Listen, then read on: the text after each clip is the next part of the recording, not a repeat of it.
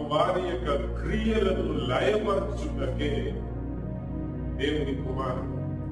ఆయన వచ్చిందే సాతానుని ఓడించడానికి. ఆయన వచ్చిందే సాతానుపై మనకు జయమునివ్వడానికి.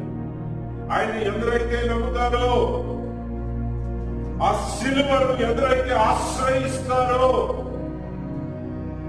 అందుకని కొరింథీ పత్రికలో అంటాడు, ఎవరి రక్షించబడుతున్నటువంటి పాపికి సిలువను కూర్చున్నటువంటి వార్త దేవుని శక్తి అయి ఉన్నది.